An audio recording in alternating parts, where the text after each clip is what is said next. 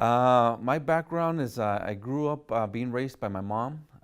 Didn't know my father till I was 18 years old, once I was already a father. Was involved in gangs and community violence. And so for many years, it was a struggle trying to find out what true manhood was about. And so the guides that I had, the blueprints that I had was that of my homeboys, that of my community, that of some of my tios that weren't necessarily walking in the right way, that were wounded. And so it was picking up on those teachings that really created a lot of hurt and pain.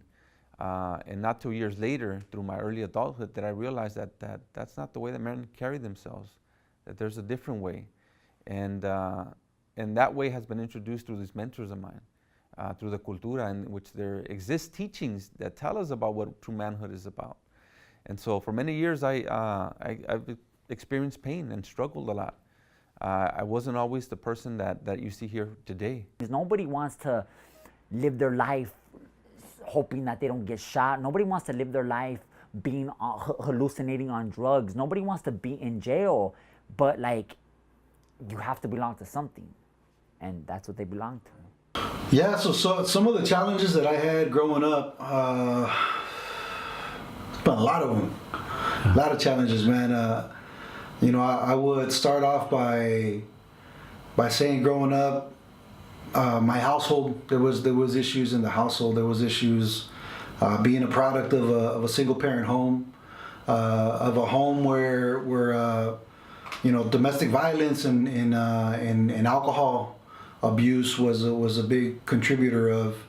And I recall, you know, one of the most traumatic experiences that I had at a very early age was waking up to the sound of emergency vehicles at my home, and getting up and walking over to the bathroom and seeing my mom lumped over the tub, you know, with blood all in the tub, because my dad had cracked her head open with an iron, man. And so you know, that caused for my mom to leave my dad, which is really hard for women to do. And as a man, you know, I see, you know, kind of the other side of some of the choices that we choose to do sometimes, you know. And so you know, that was very impactful. And so when my mom left my dad and had to raise 4 kids on her own, of which I'm the only one that was born in the U.S., you know, that caused for her to have to work really long days sometimes. And so that leads me to another one, and it might seem insignificant to people, right? But you know, I remember being in elementary school, and you know, going to the award ceremonies where kids were recognized for most improved, or you know, showing up every day, and I would be recognized, but my mom would never be there. And I remember looking around and seeing everybody else's parents there, and thinking to myself that I must not be important enough, that you know, that I wasn't important enough for that.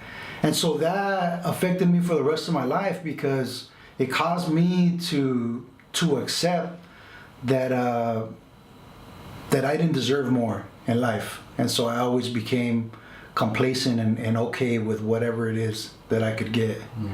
And so you know, so I would say those things have manifested themselves largely in what I did through my adolescence and even into some of my adulthood, because I always treated myself like that, like I wasn't important enough, like I wasn't worth something better.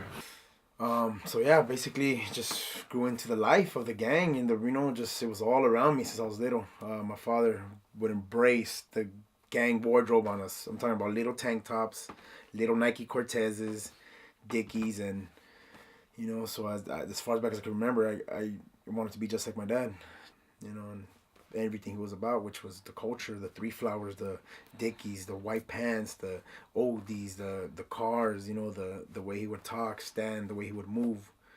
At a very, as young as I can remember, it was very strong, the gangster culture in my family. But then when I was 20 years old, I was out for a little bit, and I caught an attempted murder.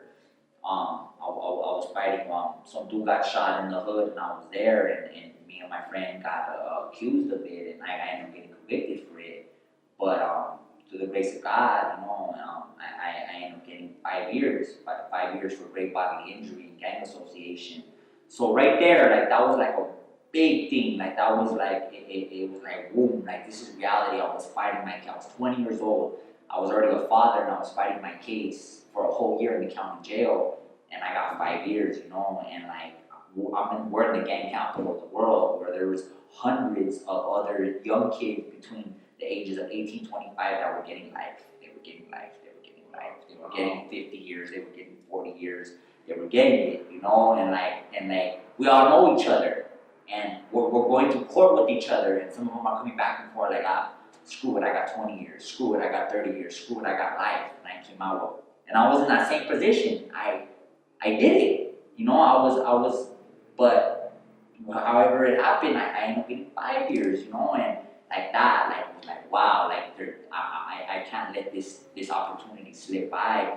And so the stigmas that exist against someone like myself, such as check the box if you've been incarcerated or you have a felon, that's a stigma that pretty much is set up to help me fail from the gate.